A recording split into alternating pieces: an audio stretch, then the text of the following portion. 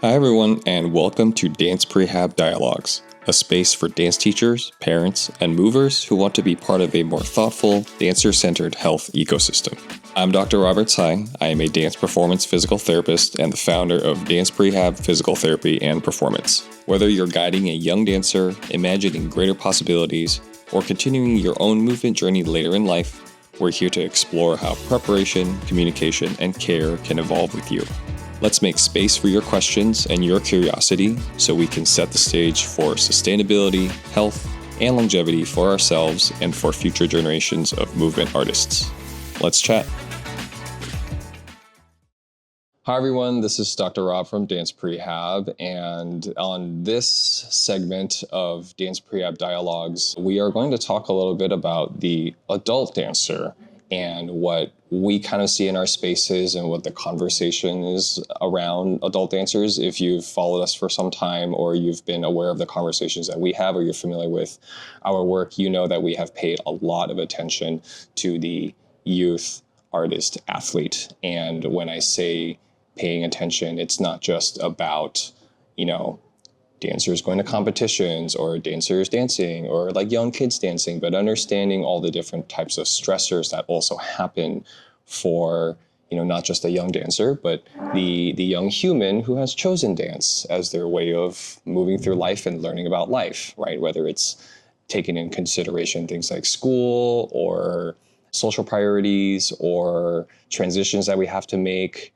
academically, or even just physically, like physically and emotionally and mentally, the growing human. What does that mean? And I think for us to stay in line with that, in talking about the adult dancer, it's also recognizing all of those things that happen to the adults and what are those contexts that we have to be aware of when it comes to treating the adult dancer, but more importantly, I think listening to and hearing and seeing and making health and our work in physical therapy and training makes sense for the adult dancer too. So I'm very happy to be joined by Mila today, who is one of our wonderful Dance PREHAB physical therapists and also a dancer herself, and continues to be involved in the adult dance community, both as a participant in the class space, but also an educator and also a performer. So obviously a ton of different perspectives, and I'm very glad you're part of our Dance PREHAB family, if you will, and and I'm really looking forward to just the things that you have to offer from your perspectives too in today's conversation, which is about the adult dancer. So would you like to introduce yourself? Yeah. Yes. So I'm Ludmila. I mainly started in ballet, and that was my predominant form of training. And I just, as you get older, you realize, I think I need to find something beyond dance, because I think also when I was growing up, like kind of the standard was like, okay, at 18, you're either in a company or you go to college, or if you're not doing something like that, you have to navigate and find something to transition out of dance to make life sustainable. And so I ended up finding my way into physical therapy school, becoming a physical therapist, but over the course of that time, I've also spent over a decade teaching dance, primarily ballet. I performed a lot, and even especially now in the last year, I'm actually performing probably the most I have in the last 10 years. And just navigating that balance of dancing, teaching, working, trying to survive and live. Yes. And find a meaningful balance within that, which is tough for the adult dancer. Yes. Yeah. Sorry.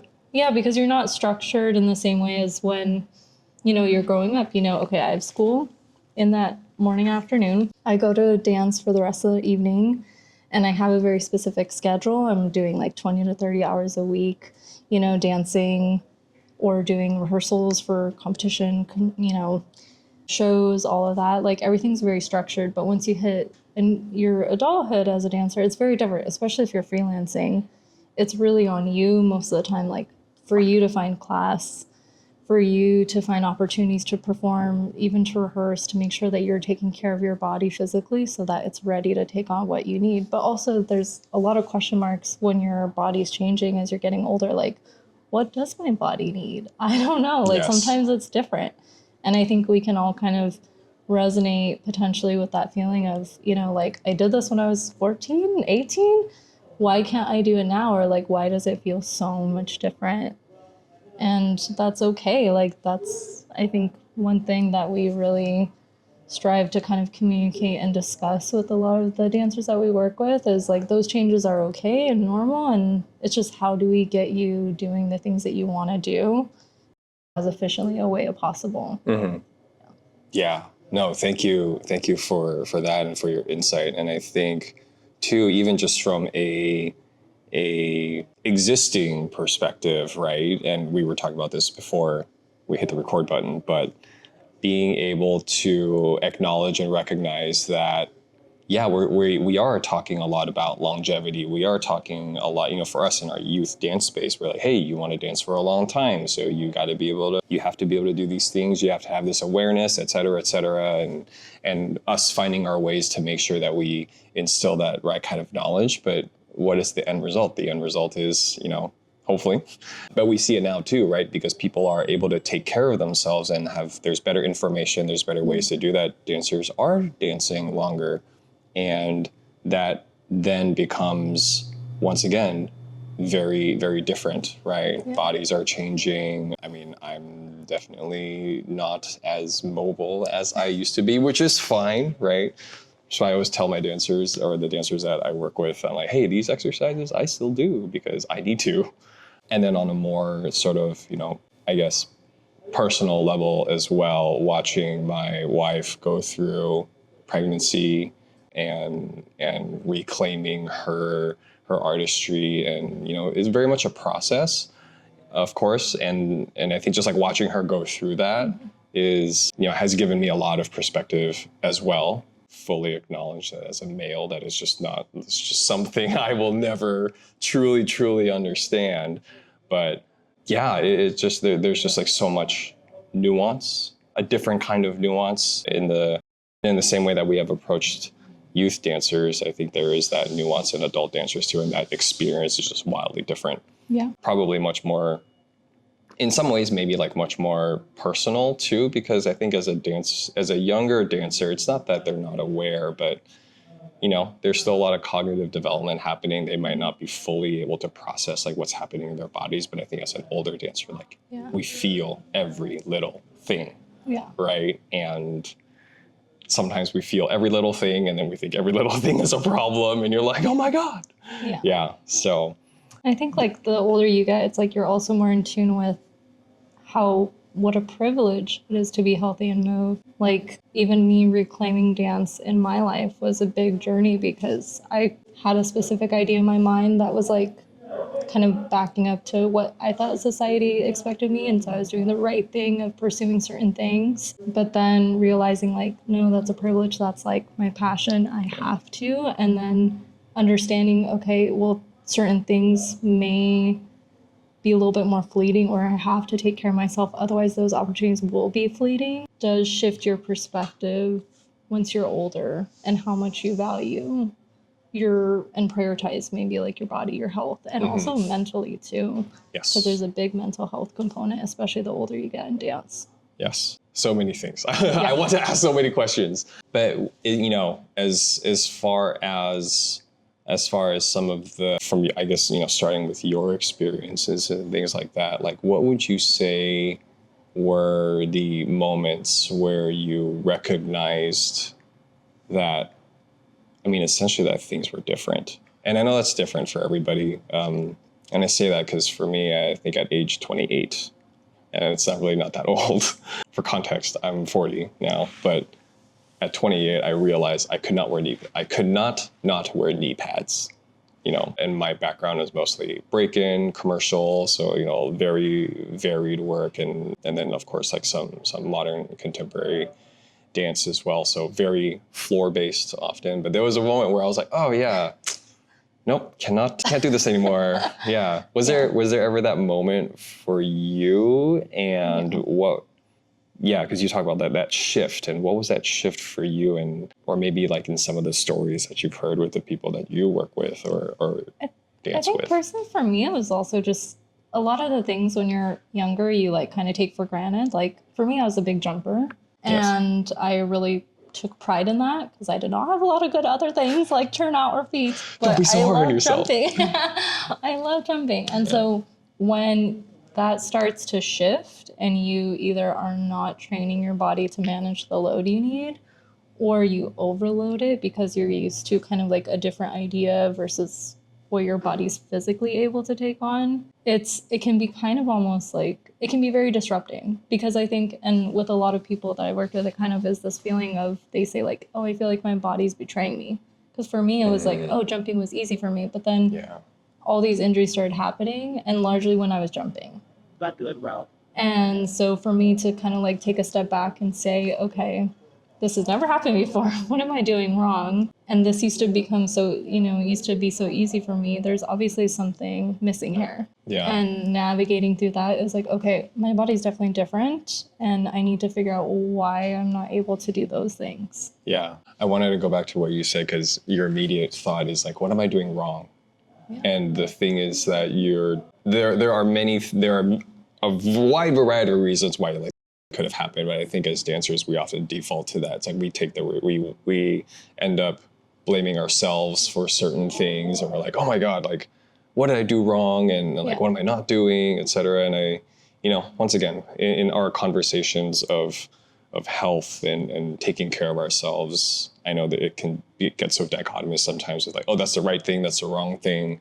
But I think, speaking to that, I guess it's just thinking about how, well, it's not necessarily about like right and wrong, and more about that change happens and how do we continue to shift and pivot and adapt to said changes, right? Going off of your example of jumps, right? Healing takes a little longer sometimes. How our body processes, not just, I'm sure not just like nutritionally, but even just how our body adapts to, what we always like to say, good stress is different. It takes a little longer. Maybe there are more specific things that need to be addressed. What are, I guess off the top of my head, what are sort of some things that you're thinking about, let's say, working with an older dancer and having to communicate those types of ideas of change, but that it's normal and it's not bad and it's not their fault. Yeah. Right? Yeah. Thoughts? I mean, I think like just even looking at well, let's talk about some normal age-related changes, right? You have like changes in bone density. You have changes in tissue elasticity, like how much your tendons can really tolerate load-wise, the elasticity of them, how easily they repair or how long they take to repair and heal. And a lot of those things are normal changes that we see, but those are things that structures that we demand a lot of impact from with sports and dance, right? So being able to navigate and communicate, like those are things we see. So then how do we find that within your training, within your kind of environment to adjust appropriately as your body adjusts? Because a lot of that might mean maybe changing like your warm-up routine, maybe changing your maintenance and repair routine. Like there are a lot of things that we don't quite see until it's sometimes like, maybe we're forced to take a look back because of injury or because of excessive fatigue, whatever. Yes. If you don't make time for wellness, then life will make you make time with illness. Yeah. I think it's one quote that tends to pop up. And I think that's the cool thing though about like adult dancers too, is I feel like the more you treat dancers, like the older they get, I think also the more gray area we have to work with. Because oftentimes I feel like it's a little bit simpler when there's more consistent factors and variables that play with a younger dancer. Yes. Like kind of like what we're talking about, scheduling. Yes, of course, oftentimes overloading is a big issue, but oftentimes it's like, it's something we can see coming. Like we know competitions are coming. We know shows are coming. We can foresee those changes. Things that are harder to see are growth spurts and things like that. But when you're an adult, there's sudden changes in scheduling. What if someone's suddenly pregnant? Like that's a huge shift in their life and routine. Even like the progression from pregnancy to birth to navigating those first years. Like there's so many changes within that short period of time and so many new variables you're factoring in that your body has to adapt so many different ways. And there's a lot of gray area and inconsistency. And if you're talking about training, like that's what's so hard, right? Is navigating those inconsistencies and changes.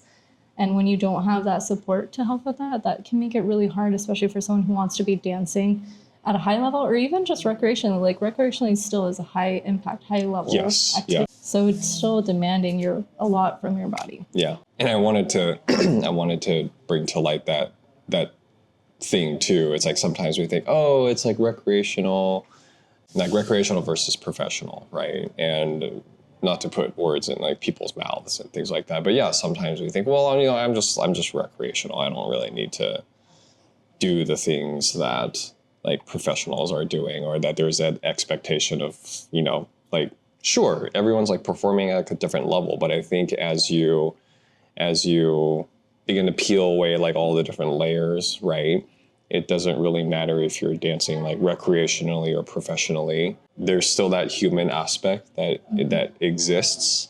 And I think being able to, you know, not just say, oh, take care of myself so I can do X, Y, and Z things, but I think it's also an entry point into reminding ourselves just to like honor the changing body and the changing life experience as a result of the changing body, and then being able to, I think, move forward in peace, maybe, right?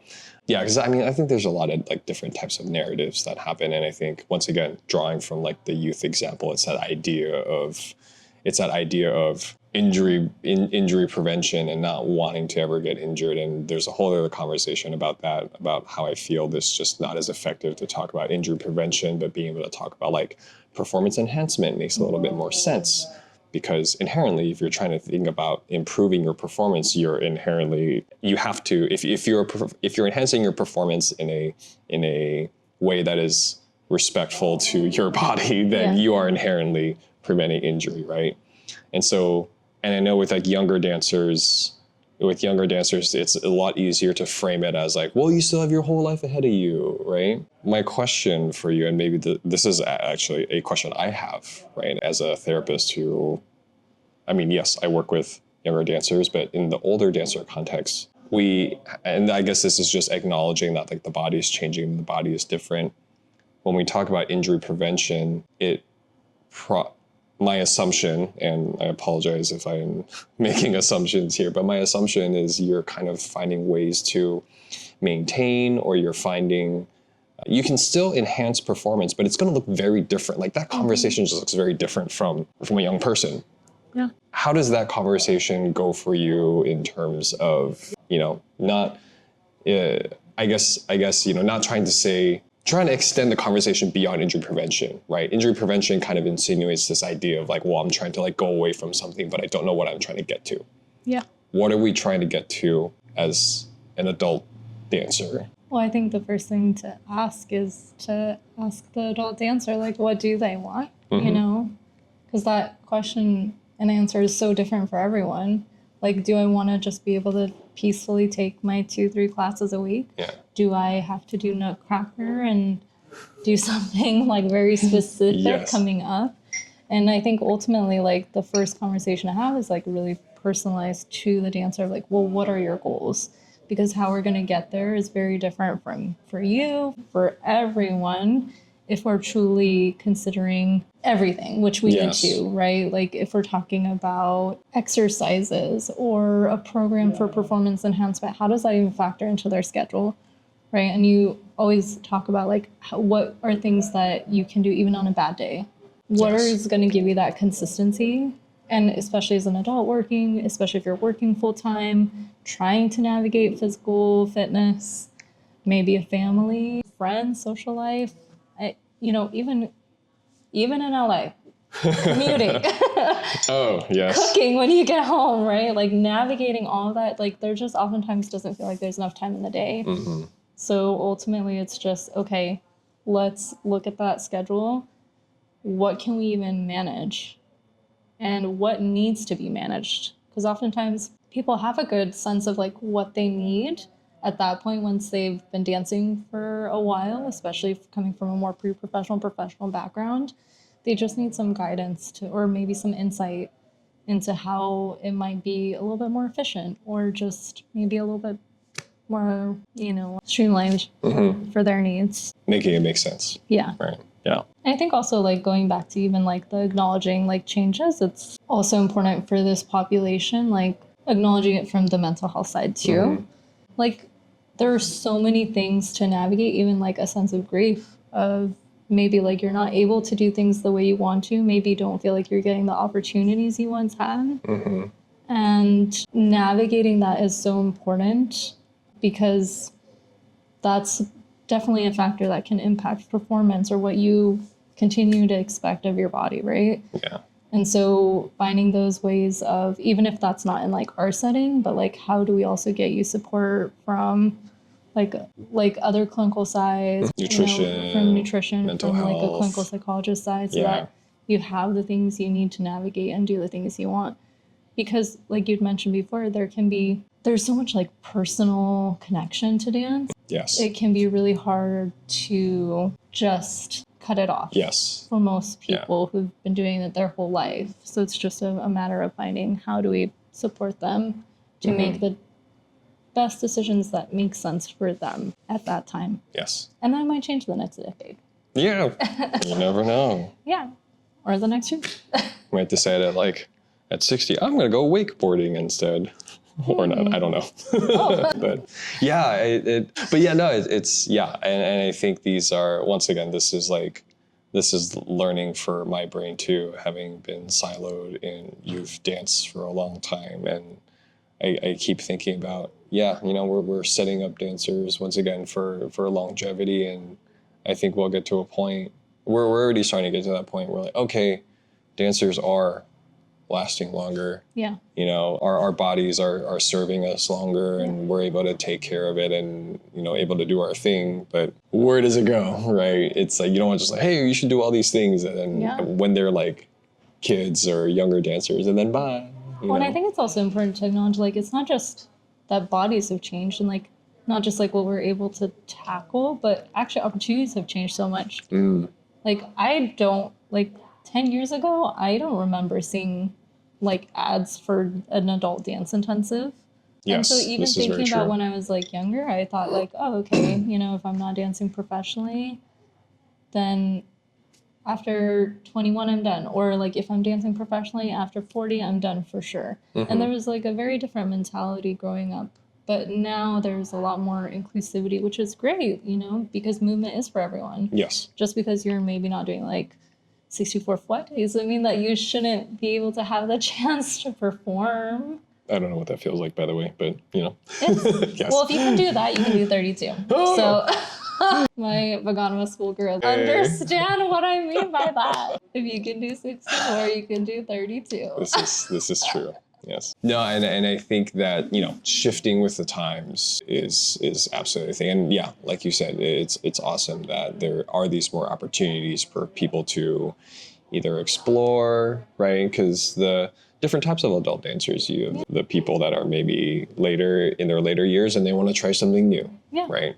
Or people that maybe had danced for a little bit or a lot of it, depending on what their experiences were. And then they stop for a while, now they're coming back, right? So speaking to your ideas of, or at least with the latter of thinking that, oh yeah, my physical self just feels different, once again, I think just like very important, even just beyond the physical and physiological changes, just understanding that the experience of the adult dancer is wildly and vastly different, but then also it's also changing very, very quickly.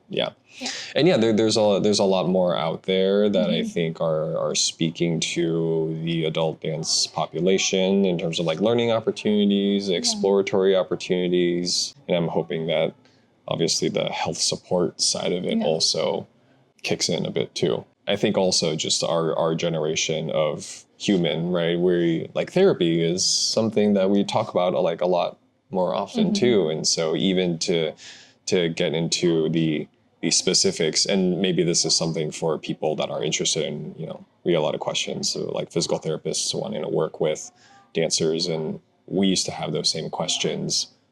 But I think at that point, the understanding of working with dancers was just like, oh, I want to work with dancers. Mm-hmm. But now there are starting to be, as knowledge increases, as care becomes more specific and tuned into the person in front of us, my question for a lot of people that are interested in saying that they want to work with dancers is, what specifically do you want to work with? Because working with youth is different than working with adult is different than working with older adults.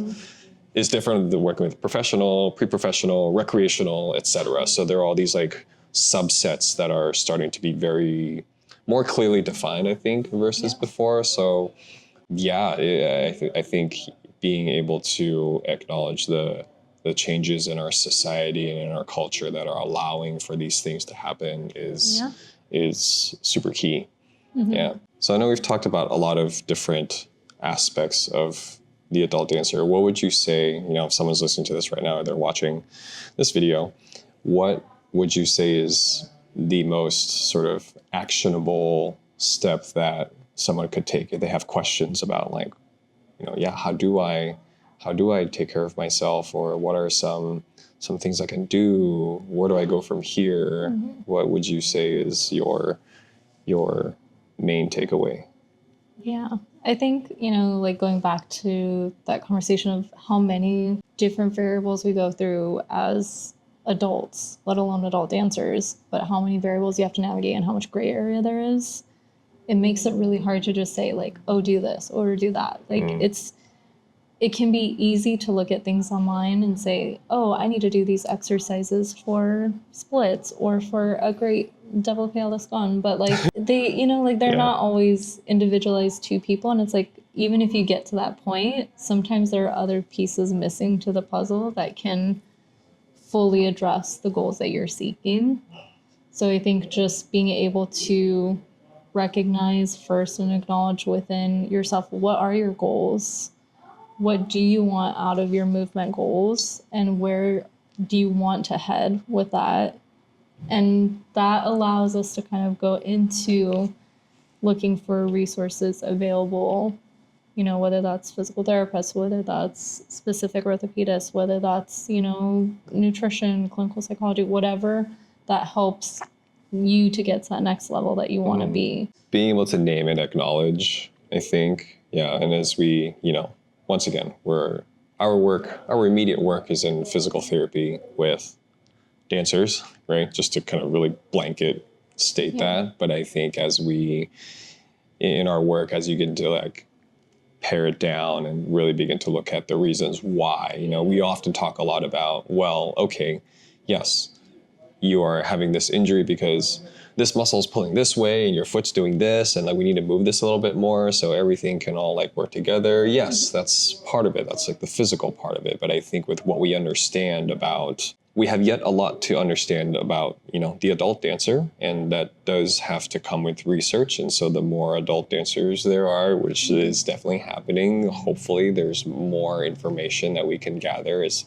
healthcare professionals. But I think what we do understand right off the bat is just being able to understand and acknowledge that there is context to everything, right? Yes, we talk about like the adult dancer as like the blanket conversation, like physically, right? If we were to define the adult dancer, short, just someone who is adult and dancer.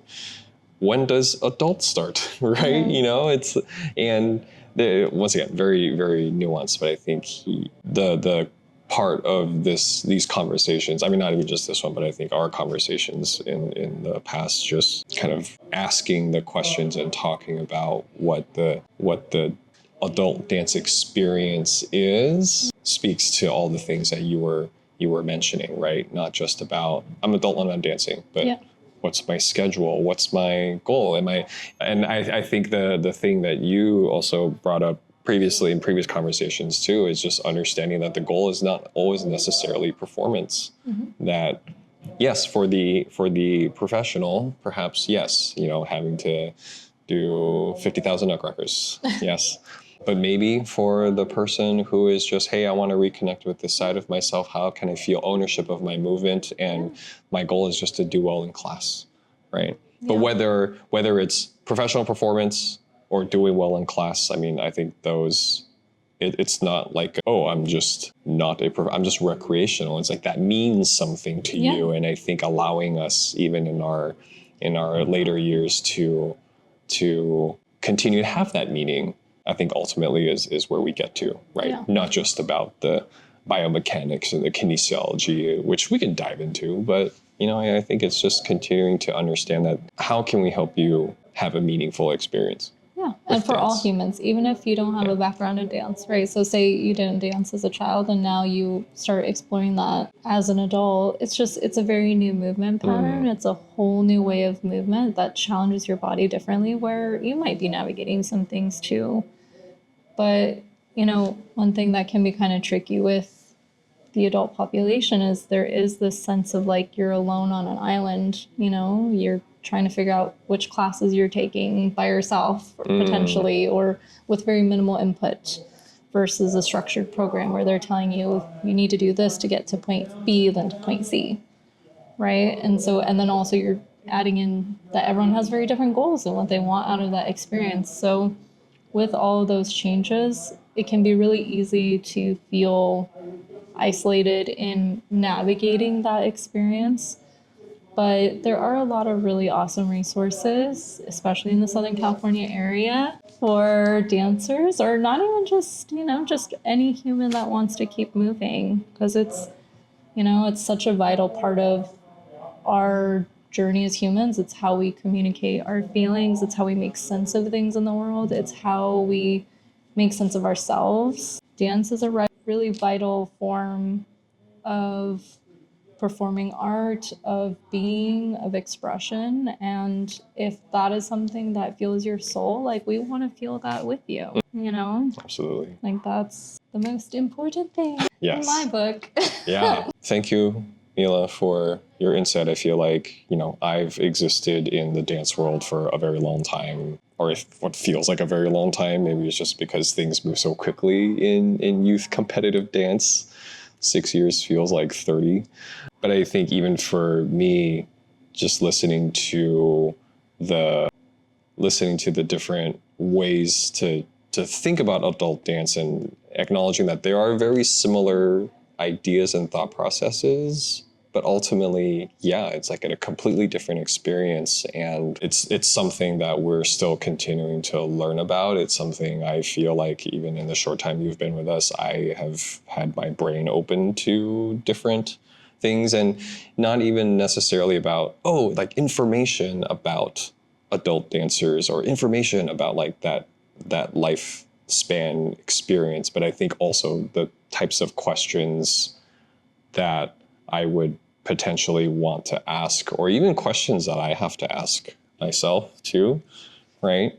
I think they're going back to maybe like touching on some the changing experience, right? It's like we're always chasing. I feel like, and this is also like growing up in Asian culture a little bit, right? We're always like chasing this like youthfulness all the time. And I think it's so lovely to be able to sit and acknowledge like, hey, the body is changing. It's a different experience. It's not a bad thing. Like, you're just like ageism and things like that there's more opportunities. And so I think I'm very grateful to be able to learn more from you as time passes. Yes. Great. Thank you for being here with us on Dance Prehab Dialogue. Or guiding the next generation, or continuing your own path as a mover, you're part of a bigger shift towards care that lasts and teaching that evolves with the dancer. These conversations definitely don't end here. They grow through the questions we ask, the curiosity we hold, and the small changes we make in the studio, on stage, and beyond. So here's to showing up, and we'll be right there with you. See you at the next one.